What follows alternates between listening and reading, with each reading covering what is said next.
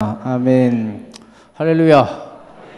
오늘 2부 예배 드리는 우리 성도들 위해 하나님의 놀라운 은혜와 복이 임하기를 바랍니다. 우리 옆에 분들에게 이렇게 축복하겠습니다. 이제 메르스도 끝나서 악수하려고 그래요. 오늘부터는 악수하면서 인사하겠습니다. 은혜 받고 가시기 바랍니다 하고 인사하겠습니다. 오늘 사무엘상을 봤어요. 이 사무엘상의 시대적 배경은 앞 성경인 사사기와 연결이 됩니다. 이 사사기를 요즘 주일 저녁에 하고 있는데, 이 사사기에서 자꾸 나오는 얘기가 왕이 없으므로 자기 소견대로 행하더라는 말씀이 나와요. 자기 소견대로 행한다는 것은 자기 멋대로, 자기 생각대로, 자기 느낌대로, 자기 감정대로 행하는 것입니다. 인간이 자기 멋대로 행하면 잘 될 것 같은데 사사기 역사를 보면 잘 되는 게 없어요. 개인도 잘 안 되고, 가정도 잘 안 되고, 나라도 안 되고, 공동체도 다 안 돼요. 기준이 없으니까 무질서한 거죠. 이 무질서한 시대를 질서 있는 시대로, 망하는 것을 어떻게 하면 흥하는 것으로 하는 비결은 무엇일까? 사람으로 과연 될까? 그 사사기에 사사들을 세워가지고 하나님이 해봤지만 잠시 반짝하지 또다시 원상으로 말짱 도루묵이 됩니다. 로마서 7장 24절에 보면 사도 바울이 신앙생활을 좀 오래 한 후에 자기를 일에 들여보니까 오호라 나는 공고한 사람이다. 누가 나를 사망의 몸에서 일으키랴. 그러니까 인간은 자기를 이렇게 묵상하면요 절대로 소망이 없어요. 그럼 이 무질서를 질서로 망하는 걸 좀 흥하게 하는 방법이 뭘까? 그게 하나님만 하실 수 있는 거죠. 오늘 이 시간도 여러분 하나님이 하실 수 있다는 걸 믿으십니까? 창세기 1장 2절에 보면 땅이 혼돈하고 공허하며 흑암이 깊음 위에 있었어요. 무질서한 상태예요. 그것이 이제 하나님의 영이 역사하고 하나님의 말씀이 들어가니까 그게 아름답게 이제 세상이 디자인되지 않습니까? 그러니까 이 세상을 고치는 방법은 하나님밖에 없어요. 더 정확한 표현을 쓴다면 하나님의 은혜가 있어야 되는 것입니다. 은혜 엄청 중요합니다. 성경을 보면서 은혜라는 말을 여러분들이 모르면은 성경을 잘 모르는 거예요. 이 그레이스, 은혜라는 말을 사도 바울은 서신서를 13개 썼는데요. 그때마다 사랑하는 성도들에게 문안 인사를 하면서 뭐라 그래요? 은혜와 평강이 있을지어다 그랬죠. 은혜가 중요한 것입니다. 평강 중요하잖아요. 마음 편해야지. 아무리 뭐 돈 많고 권력 있고 명예 있고 다 해봐요. 그래도 마음이 불편하면 그거 누릴 수가 없잖아요. 평안한 게 장땡 아닙니까? 살다 보면서. 근데 그 평안이 어디서 오느냐 하면 하나님의 은혜가 주어져야지만 오게 된다는 거죠. 그래서 사도 바울은 나로 나된 것은 하나님의 은혜입니다. 이렇게 고백하지 않습니까? 은혜가 중요한 거예요. 찬송가 305장 여러분 아시는 세계인들이 좋아하는 이번에 신문 보니까 버락 오바마 대통령도 뭐 나 같은 죄인 살리시니 305장이에요. 어메이징 그레이스를 어디 흑인 교회에서 뭐 예배 때 불렀는데 뭐 잘 불렀다 뭐 이런 얘기가 나오는데 그 어메이징 그레이스를 작사한 사람이 존 뉴튼이라고 하는 영국 목사입니다. 이 사람이 워낙 뭐 처음부터 이렇게 목사로서 은혜로운 사람이 아니라 아주 젊었을 때 청년 때는 개망난이었어요. 아버지가 아무리 말을 해 먹어도 안 들어 먹어서 아버지가 얘는 군대 가야 정신 차리겠다 해가지고 영국 해군에 넣습니다. 근데 이게 군대 간다고 해서 또 될 놈이 있고 안 될 놈이 있는데 이 사람은 안 되는 거예요. 거기 가서도 그 질서 있고 규모 있게 살아야지 이게 군인인데 계속 규율을 어기고 그러니까 상관들한테 찍히고 매 맞고 영창에 들어갑니다. 근데도 말을 안 들어 먹으니까 그 배 함장이 얘를 노예로 팔아먹었어요. 그래가지고 이 존 뉴턴이 15개월 동안 아프리카의 한 섬에 노예 생활을 하게 됩니다. 그리고 극적으로 영국 무역선을 만나가지고 구출이 됩니다. 근데 배운 게 도둑질이라고 거기에서 이제 아이디어를 착안한 것이 노예선 선장이 됩니다. 배도 타봤지 노예의 특성을 아니까 아프리카의 흑인들을 팔아다 가지고 인신매매를 하는 것입니다. 돈은 많이 벌었어요. 근데 그 삶이 하나님이 얼마나 그 싫어하십니까? 어느 날 배를 타고 가다가 큰 폭우를 만나게 됐어요. 태풍을 만나게 됐어요. 거의 배가 깨지고 죽을 판에, 그래도 이 사람 엄마가가 이게 믿음의 엄마거든요. 이 자식을 놓고 기도한 게 언젠가는 영양가가 가요. 여러분들 속썩이는 자식이 됐다고 포기하지 마시기를 바라요. 하나님이 어떻게 하든지 만지는 거예요. 그래서 거기에서 들은 것이 있으니까 하나님 이번에 살려주시면 제가 하나님의 사람이 되겠습니다. 개가천선하겠습니다. 그래서 하나님 그 기도를 받아주셔서 거기에서 하나님의 은혜를 깨달은 거예요. 그 다음 철저히 그 삶을 바꿔서 목사가 된 것입니다. 그래서 그가 작사한 것이 어메이징 그레이스. 어떻게 시작하죠?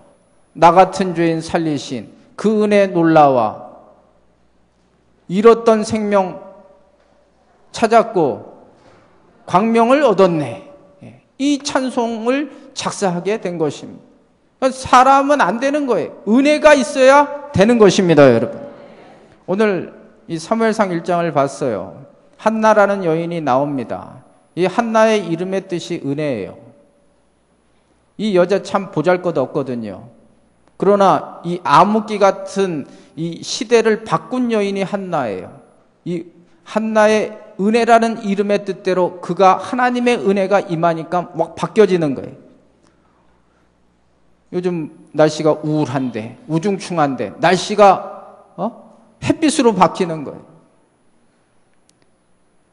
이 한나가 애 낳은 게 사무엘 아닙니까? 이 사무엘을 통해서 이스라엘의 역사가 다시 꽃피워지는 거 아니에요? 사무엘상 7장 12절 14절에 보면 사무엘이 사는 날 동안은 블레셋을 막으시고 블레셋으로부터 잃었던 땅들을 다시 회복하고 그 다음 그 주변의 나라들과 평화롭게 되더라 그랬거든요. 사무엘 한 사람 때문에 이스라엘의 역사가 달라지는 거죠. 그 배후에 누가 있느냐? 은혜라고 하는 한나라는 여인이 있게 된 거죠. 여러분, 하나님의 역사는요, 작은 것부터 시작합니다. 그래서 욥기서 8장 7절 말씀에 시작은 미약하지만 나중은 심히 창대해지는 거예요. 하나를 우습게 알면 안 되는 거예요. 하나를 우습게 알면 성공할 수가 없어요. 이사야 60장 22절에 작은 자가 천을 이루고 약한 자가 강국을 이루는 것입니다. 겨자씨가 작지만요, 그 겨자씨를 통해서 나중에는 3, 4m 되는 나무가 되고 새들이 깃들일 정도로 하나님의 나라는 그렇게 확장되고 하나님의 은혜가 임하는 곳에는 놀라운 변화의 역사가 일어나게 되는 것입니다. 오늘 2부 예배드리는 여러분에게도 하나님의 은혜가 있기를 주의 이름으로 축복합니다. 이 한나에 대한 인포메이션이 여기 나와요. 이 한나는 결혼했어요. 그 남편의 이름이 엘가나였습니다. 1절에 보면은 안 읽겠어요. 시간이 없어서. 엘가나에 대해서 설명이 장황해요. 뼈대 있는 집안의 남자라는 거죠. 근데 이 엘가나와 결혼을 했으면 애가 나와야 되는데 이 한나는 애가 없었어요. 그랬더니 이 엘가나가 그 당시 풍습대로 애를 못 낳으니까 다른 여자를 얻은 거예요. 세컨드를 얻은 거죠. 그 이름이 분인나입니다. 근데 이 분인나는 하여튼 애를 쑥쑥 낳는 거예요. 한나는 애를 못 낳는데 분인나는 잘 낳아요. 근데 이 엘가나의 마음은 어디에 있었느냐 하면 한나한테 있었어요. 그래서 오늘 보면 4절 5절에 보면 제사를 드리러 갈 때 제물 분깃을 이제 하나님께 드릴 때 다른 집안 식구들은 그냥 이렇게 하나씩 줬는데 한나에게는 갑절로 주는 게 사랑하니까 더 주는 거예요. 그리고 한나가 애가 없어서 막 우울하고 그럴 때 8절의 말씀에 보니까 이 남편 엘가나가 자꾸만 위로하고 너가 아들이 없지만 내가 있지 않냐 하면서 막 위로하고 그러는 장면이 나와요. 이렇게 노골적으로 남편 엘가나가 한나를 이뻐하면 그 분인나는 안 좋아하겠죠. 그러니까 이 분인나는 싫어하는 거예요. 그러니까 남편의 사랑을 못 받으니까 그걸 다 누구한테 퍼붓느냐 하면 한나한테 퍼붓는 거죠. 이건 읽어봐요. 여러분들 심심해 하시는 것 같아. 6절 보겠습니다. 시작. 여호와께서 그에게 그를 심히 격분하게 하여 괴롭게 하더라. 뭐라 그랬겠어요? 애도 못 낳는 게 하면서 막 괄시하고 멸시하지 않았겠습니까? 이게 이제 막 스트레스를 받는 거예요. 그래가지고 이 저 한나가 어떤 상태까지 오냐 하면 7절입니다. 시작.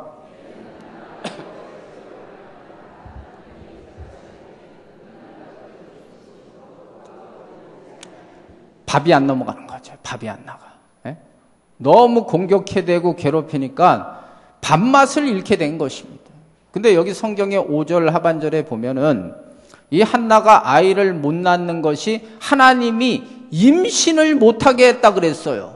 하나님이 임신을 못하게 하니까 태가 다치니까 애가 안 나오는 거예요. 아니, 하나님은 애도 못 낳게 하시나 애를 못 낳게 하세요. 다른 성경의 다른 인물들도 나헬이나 사라의 태를 막으시니까 아무리 노력해도 애가 안 나오는 거죠. 애만 못 낳게 하시는 하나님이십니까? 에스라 6장에 보면 아하수에로라는 왕이 잠이 안 오는 거예요. 잠이 안 오게. 잠도 안 오게 만드는 거예요. 시편 127편 2절에 하나님은 그 사랑하시는 자에게 잠을 주신다 그랬거든요. 이 시간은 자지 마세요. 지금은 아니에요. 하나님은 애도 못 낳게 하고 잠도 못 자게 하시고, 또 다니엘서에 보면 느부갓네살이 자기 자랑하고 그러니까 하나님이 머리도 바보 만들어 놨어요. 그래 7회를 소처럼 풀을 뜯어먹게끔 또 하나님이 만드시기도 하고, 또 다니엘처럼 그 당시 그 바벨론의 그 정권의 핵심부들보다 하나님이 지혜를 주시니까 10배로 더 똑똑하게 또 만드시고요. 하나님의 모든 것을 주관하고 계세요, 여러분. 마태복음 10장 29절 말씀에 참새 2마리가 한 아사리온에 팔리는 것이 아니냐. 그래도 하나님이 허락하시지 않으면 하나도 땅에 떨어지지 아니한다. 너희는 참새보다 더 귀하다 그랬어요. 저는 여러분 오늘 오신 분들의 삶의 형편을 몰라요. 그러나 분명한 것은 하나님이 여러분의 삶을 지금도 주관하고 계심을 믿습니다.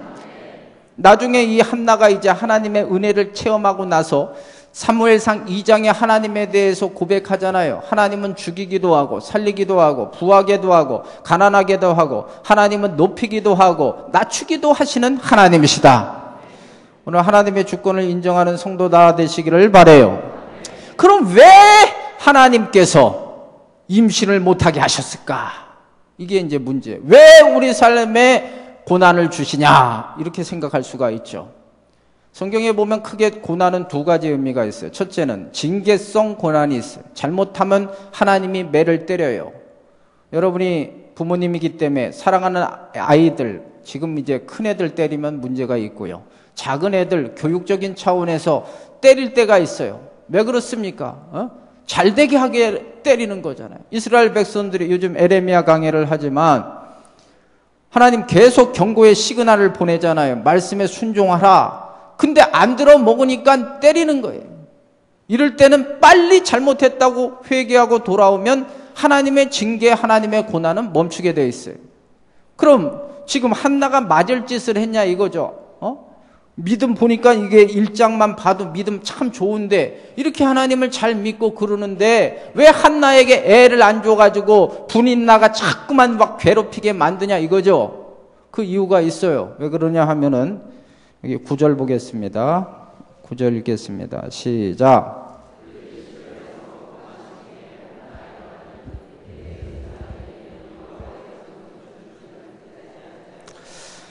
여기 한나가 일어났다 그랬어요. 이게 히브리어로는 쿰입니다. 일어난다는 것은 단지 그냥 이렇게 앉았던 사람이 일어나는 표현을 쓴 게 아니야. 이게 원어를 보면은 결단하는 거예요. 내가 이제는 하나님께 나가겠다 하는 결단을 하는 거예요. 하나님이 왜 이런 고난을 주시고 애를 못 낳게 하느냐? 하나님께 나오게 하기 위해서 이 고난을 주신 거예요, 여러분. 일어나게 하신, 하나님께 나오게 하시는 거예요. 출애굽기 32장 1절에 보면 요 쿰이라는 히브리어 단어를 똑같이 쓴 게 있어요. 그 출애굽기 32장 1절에 보면 그 모세가요. 시내산에 올라가 가지고 하나님으로부터 십계명을 받을 때 늦게 내려온 거예요. 그랬더니 이 백성들이 어떻게 얘기하냐 하면 불안한 거예요. 그래, 우리가 일어나서 하나님을 하나 만들자. 그게 이제 애굽에서 그들이 섬겼던 금송아지를, 자기들의 금을 다 빼가지고 만든 거예요. 여기 일어났다는 표현도 똑같은 표현인데 이건 나쁜 표현이죠. 나쁜 짓을 하기 위해서 일어나는 거예요. 하나님을 거역하기 위해서 일어나는 거예요. 그러나 오늘 9절 말씀은 하나님 보실 때 결단하는 거예요. 내 문제를 해결할 사람은 없다는 거죠. 나는 이제 하나님께 이 문제를 가지고 나아가겠다. 오늘 이 시간도 여러분 하나님의 은혜가 나타나는 삶이 되시기를 원하면 일어나시기를 바라요. 여러분 하나님께 나오시기를 바랍니다. 왜 하나님께 나오는 것이 중요하느냐? 하나님만이 우리의 인생의 문제를 해결해 주실 수 있기 때문인 줄로 믿습니다. 창세기 34장에 보면 야곱 얘기가 나옵니다. 이 야곱이 하나님의 말씀대로 축복을 받았어요. 야곱이 하나님의 축복을 받으면 서원을 했어요. 하나님, 제가 하나님의 복을 받으면 베델로 올라가서 하나님 앞에 예배를 드리겠습니다 그랬어요. 축복을 받고 베델로 올라가는 길 중에 세겜이라는 땅에 도착하게 됩니다. 근데 거긴 너무 좋은 거예요. 야곱은 목축업을 하는 사람인데 이 양과 소들이 충분히 먹을 수 있는 물도 많고 목축지가 많은 거예요. 그러니까 마음이 야, 여기서 조금 더 있다가 하나님 앞에 올라가야지. 그러면서 안 올라가는 거예요. 그게 얼만큼 됐냐 하면 10년이 넘은 거예요. 하나님이 막 참다가 어떤 사건이 나냐 하면은 그 야곱에게 외동딸이 있습니다. 디나라는 외동딸이 어느 날 이 세겜 지역을 이렇게 보기 위해서 나간 거예요. 근데 이 세겜 추장이 그 디나를 보고 반해가지고 성폭력을 행사한 거예요. 애가 망쳐진 거죠. 어떤 의미에서 보면요. 그러니까 이 세겜 사람들이 범죄를 하니까 이 야곱은 그쪽은 힘이 세고 자기는 약하니까 할 방법이 없어요. 그때 그 디나의 친오빠인 시므온과 네이가 가서 그 추장한테 얘기를 합니다. 너와 내가 결혼하기 위해서는 우리는 하나님 앞에 하나님의 백성인 할례를 행해야 된다. 할례를 행하면 너희와 결혼을 하고 너희와 형제지간이 되겠다. 그래, 그 말을 액면 그대로 믿고 할례를 행합니다. 여러분 할례가 뭔지 아시죠? 가장 고통스러울 때 이 시므온과 레이가 가가지고 칼로 다 죽여버렸어요. 이게 하나님의 정당한 방법은 아니죠. 하나님은 이런 방법을 쓰지 않아요. 하나님은 되게 정정당당하신 분입니다. 그 바람에 치사하게 죽인 거 아니에요, 이게.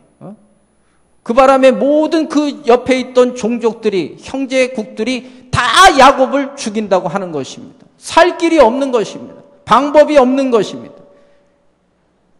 이때 하나님께서 그에게 말씀하세요. 야곱에게 다시 베델로 올라가라 그랬어요.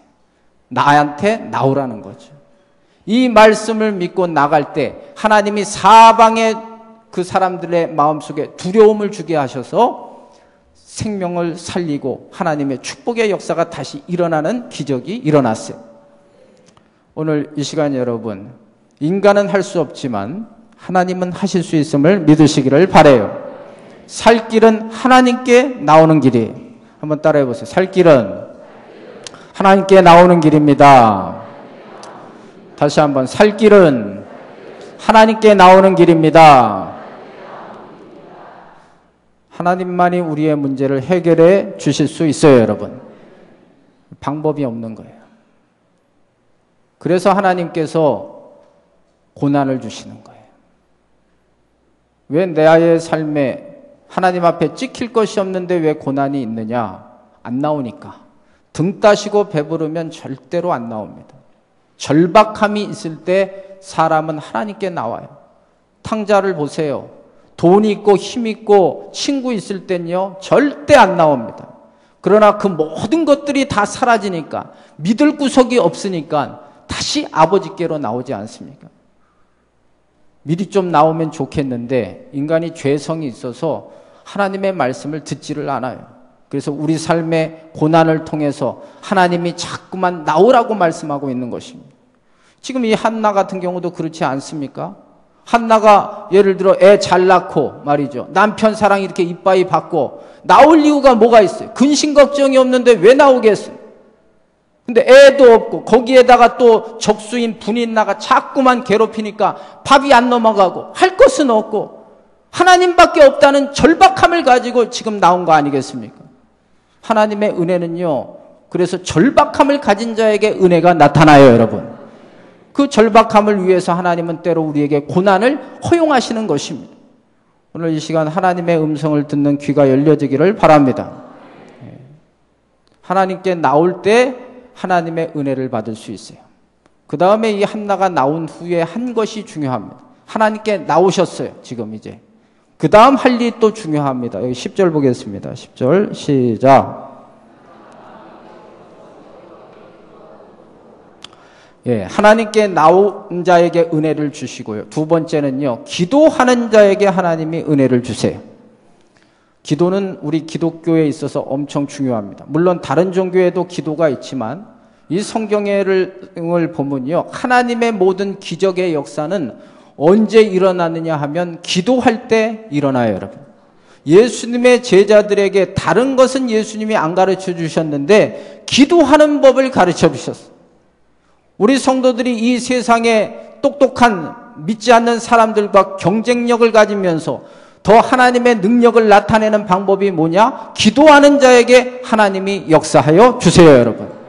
그러니까 기도를 빼고는요, 신앙생활을 말할 수가 없어요. 혹시 여러분들이 예수님을 10년, 20년, 30년 믿었는데 내 삶에 하나님을 경험하지 못하고 아직도 예수 그리스도를 구주로 믿어지지 않는 분들 있습니까? 기도하시기를 바랍니다, 여러분. 기도하면 성령이 역사하세요, 여러분. 고린도전서 12장 3절 말씀에 성령이 아니면 예수를 주라 할 수 없다고 말씀하고 있습니다. 기도할 때 로마서 8장 26절 27절 말씀대로 성령이 우리의 연약함을 도와주시게 되는 것이에요, 여러분. 기도하셔야 돼요. 기도할 때 하나님의 은혜가 임합니다. 따라해 보세요. 기도할 때 하나님의 은혜가 임합니다. 기도하셔야 됩니다. 근데 이 기도를 할 때 오늘 이 한나의 기도를 통해서 모델을 보셔야 돼요. 기도를 어떻게 하시느냐가 중요한 거예요. 여기 10절 좀 아까 읽었는데요. 통곡하며 기도했어요. 통곡한다는 것은 그냥 이렇게 눈물 몇 방울 떨어뜨리는 게 아니라 정말 간절하게 막 눈물이 뚝뚝 떨어질 정도로 그 문제를 놓고 기도하는 거예요. 히브리서 5장 7절 말씀에 우리 주님께서도 이 땅에 계시는 동안 심한 통곡과 기도를 통해 우리를 위해서 기도하셨다는 말씀이 있어요. 열왕기하 20장 3절에 보면 히스기야가 죽을 병에 걸렸을 때요, 벽을 향하여 하나님을 향하여 인간 보지 말고 하나님을 향하여 보면서 심히 통곡하며 기도했다고 말씀하고 있어요. 하나님은요, 오늘도 우리가 우리의 마음을 간절한 마음으로 하나님을 향하여 기도할 때 그 모습을 보시는 줄로 믿습니다. 또 기도를 어떻게 해야 되느냐 하면 11절입니다. 시작.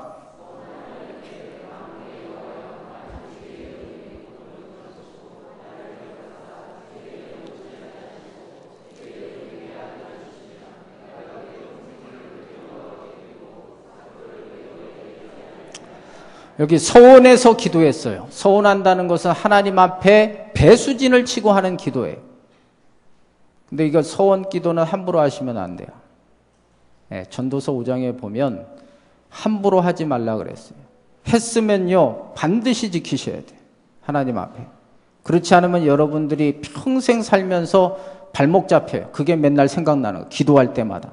하나님과 약속했던 그 소원 기도가 자꾸만 마음에 걸려가지고 나 같은 게 나 같은 게 하나님의 은혜를 입을 수 있어? 이렇게 사단이가 참소할 수 있는 구멍을 만들어 버리는 거예요. 근데 이 소원 기도를 한다는 것은 마지막 하나님 앞에 나의 모든 것을 걸고 배수진을 치고 하는 기도이기 때문에 강력한 기도예요. 기도를 이런 마음으로 하셔야 돼요. 되면 좋고 안 되면 말고. 그러면 그 기도에는 역사가 일어나지 않아요. 이번 주 금요기도 때 제가 야고보서 1장 5절 8절 봤어요. 의심하는 자는 마치 파도 치는 것 같이 이리 갔다 저리 갔다, 이것도 좋고 저것도 좋고, 이런 자의 기도는 하나님이 얻기를 생각하지 말라 그랬어요. 그러니까 내 기도가 하나님의 뜻에 맞으면 배수진을 치고 반드시 응답할 것을 믿으면서 기도하시기를 바라요, 여러분.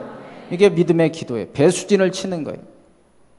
그리고 하나님 앞에 서운했으면 반드시 지키셔야 돼요.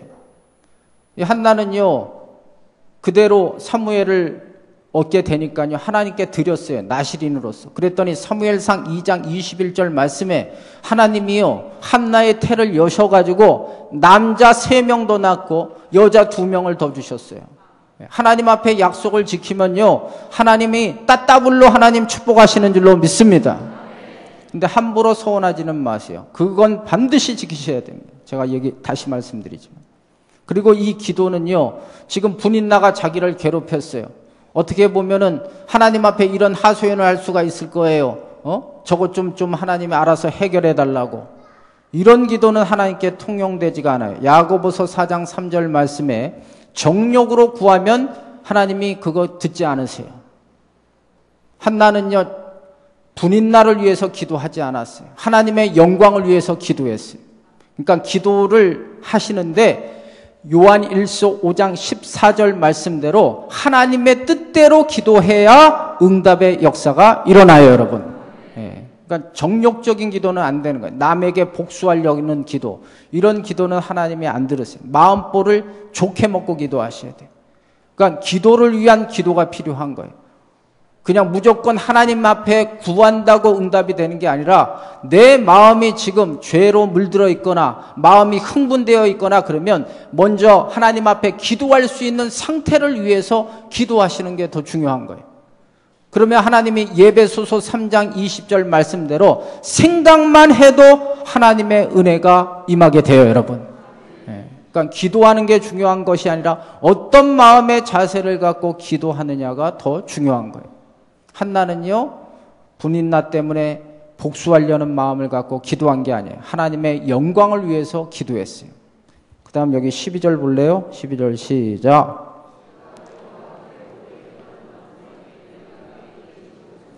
여기 오래 기도했어요. 물론 하나님 앞에 우리가 기도할 때 하나님은요, 그 기도의 사안에 따라 즉각 응답을 주실 때도 있어요. 오래 기도하지 않고 하나님 앞에 아랬더니 즉시로 응답을 받을 때도 있어요. 그러나 때로 많은 기도가 이렇게 오래 기도할 때가 있어요. 그냥 단지 그것은 응답만이 아니에요. 하나님과 오랜 기도를 통하여 하나님과 좋은 친밀한 관계를 유지하는 거예요. 그러니까 기도는요, 우리가 요구하는 것만 얻는 데 목적이 있는 게 아니에요. 기도는요, 출애굽기 33장 11절 말씀대로 모세가 기도하는 것을 하나님과 친구와 이야기함 같았다, 이렇게 표현하고 있어요. 여러분, 하나님과 친해지시기를 원하세요, 여러분? 그게 기도예요.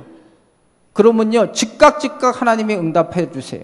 여러분도 예를 들어 관계가 중요하잖아요. 여러분들에게 어떤 것을 부탁할 때 그 사람의 신뢰도, 그 사람과의 관계에 따라 그 대답이 즉각적으로 나오는가 하면은 아무리 그것이 타당해도 관계가 안 좋아지면은 다시 생각하지 않습니까? 마찬가지. 하나님이 우리에게 원하시는 것은 단지 하나님을 도깨비 방망이처럼 우리가 필요한 것을 구하는 그런 것이 아니라 하나님은 오늘 우리 성도들과 하나님의 관계 속에 하나님이 더 친해지시기를 원하세요, 여러분. 그래서 오래 기도하는 게 중요한 거예요. 여러분, 혹시 기도 제목 중에 아직도 응답이 안 된 것이 있다면 이 한나의 기도를 보셔야 돼요. 하나님은 그 기도를 통해서 우리를 만드시기를 원하고 하나님은 우리 그 기도를 통해서 하나님과 우리가 친해지기를 원하시는 거예요. 이렇게 기도할 때요, 꼭 기도를 못하게 방해하는 세력이 있어요. 기도를 하면요, 꼭 고춧가루를 한번 뿌려. 이게 못하게 만들어. 마음을 상하게 만드는 거예요. 하나님의 일을 할 때도 코드가 그래요. 하나님의 일을 할 때 다 손뼉치고 박수치고 좋아하느냐? 그렇지 않아요. 꼭 옆에서 한마디씩 하는 인간들이 있어요. 느헤미야 4장 3절에 보면 느헤미야가 하나님의 말씀대로 무너진 성벽을 지을 때 산바락과 도비야라는 자가 뭐라고 얘기를 하냐 하면 저 성벽은 여우가 올라가도 무너진다 그랬어요. 이게 되게 괘씸한 말이거든요. 지금 열심히 일을 하는데 그거 해봤자 헛짓하는 거야, 이런 얘기예요. 다윗이 전쟁터에 형들을 위해서 아버지 심부름을 가지고 심부름 때문에 왔을 때 이 골리앗이 고래고래 지르면서 하나님의 이름을 모독하니까 그 마음속에 성령이 역사하니까 내가 나가서 싸우겠다 그랬어요. 그때 누가 방해를 하느냐 하면 그 가장 큰 친형인 엘리압이 너는 항상 이렇게 교만하게 구느냐 하면서 고춧가루를 뿌리는 거예요. 오늘 본문에 이 한나가 기도할 때 뭐라 그러나 보세요. 여기 14절 보겠습니다. 14절 시작. 엘리가 그에게 이르되, 엘리는요 그 당시 제사장이었어요. 근데 이 한나가 기도하는 모습을 보고 이 술 취한 여자가 주정하고 앉아있네 이렇게 얘기하는 거예요. 기도할 맛이 나겠습니까? 한나의 입장에서는 그냥 때려치고 싶죠. 아니 저게 제사장이 저렇게 내가 좀 어려운 문제를 가지고 성도가 기도하려고 하는데 요즘 말로 하면 목사가 당신 그렇게 기도하면 안 돼. 기도를 방해한다면 여러분 마음 어떻게 하겠어요? 마음 상해가지고 그만두겠다. 뭐 거의 100% 그렇게 나가지 않겠습니까? 근데 자기 손해예요. 어떻든 어떤 상황이든 기도가 멈춰지면요 모든 것도 멈춰지는 거예요. 한번 따라해보세요. 기도가 멈춰지면 소망이 없습니다. 다시 한번 기도가 멈춰지면 소망이 없습니다. 그러니까 어떤 경우도 여러분 누가 뭐래도 목사가 뭐래도 기도하는 것은 포기해서는 안 되는 거예요. 그러면 여러분들에게는 소망이 없어요. 자기 손해인 거예요. 이 한나는 그걸 잘 극복해요. 기도를 끊게 하는 그 방해 세력에 대해서 잘 그것을 극복해요. 뭐라고 하냐 하면 15절 16절입니다. 시작.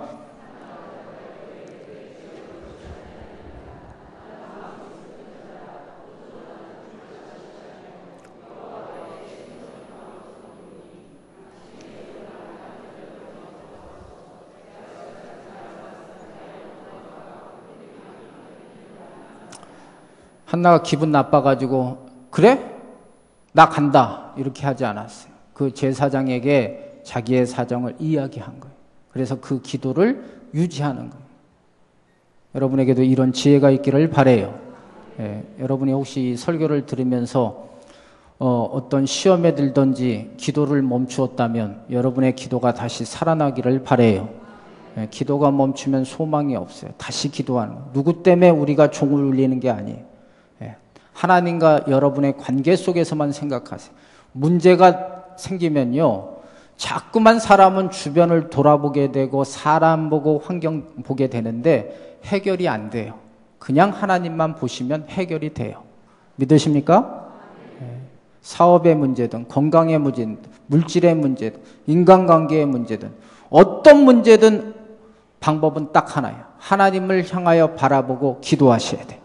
그리고 기도를 방해해도 끝까지 그걸 믿음으로 나아가면 반드시 하나님 살아계시기 때문에 응답하여 주실 줄로 믿습니다.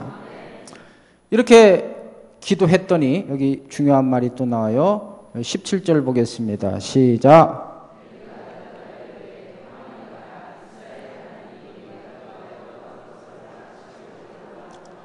이 말을 듣고 엘리가 너에게 기도 응답이 있기를 원한다 그랬어요.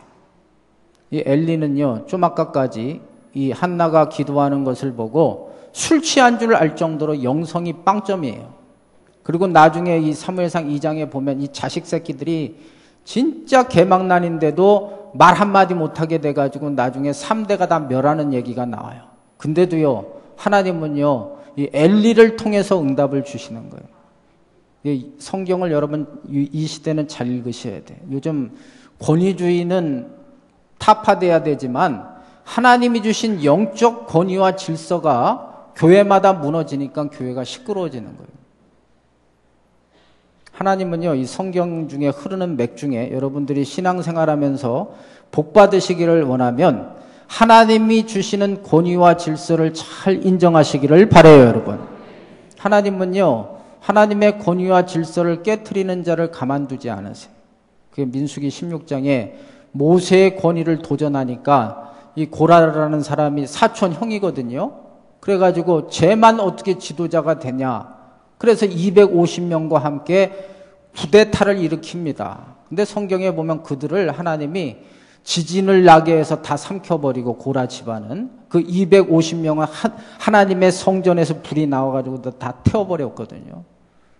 그러니까 우리가 신앙생활을 하면서 사람 보고 하지 말라는 것이 하나님을 보셔야 되는 거예요.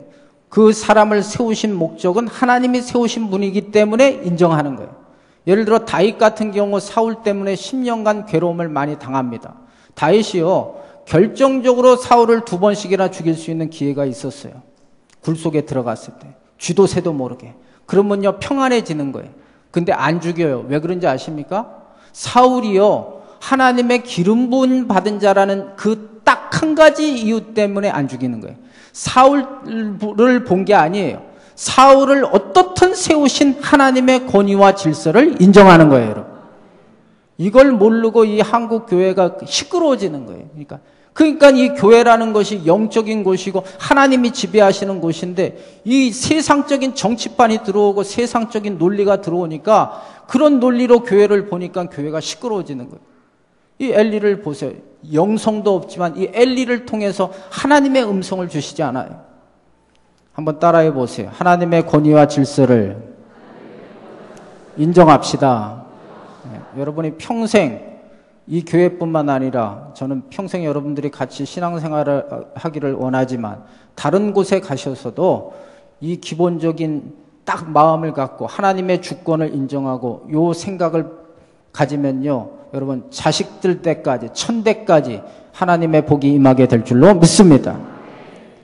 세 번째는요, 한나는 이 하나님의 약속의 말씀을 믿었어요.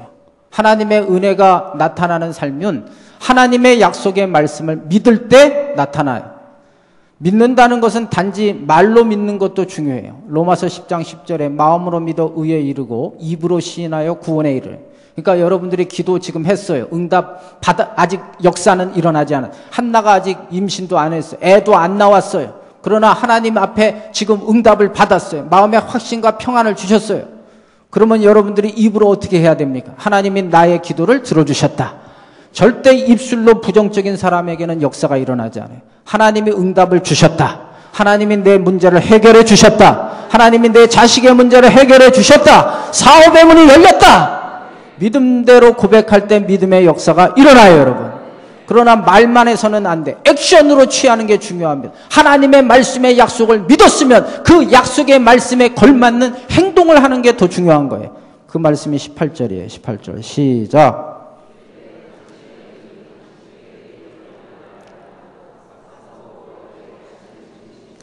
아까 먹지도 못했잖아요. 분인나가 괴롭히니까 먹지도 못하고 맨날 울고 앉아 있었잖아요. 근데 하나님의 약속을 받았어요. 먹었어요. 그리고 얼굴에 드디어 이제 수색이 없어요. 하나님이 내 문제를 해결하셨다는 확실한 액션을 취하는 거예요.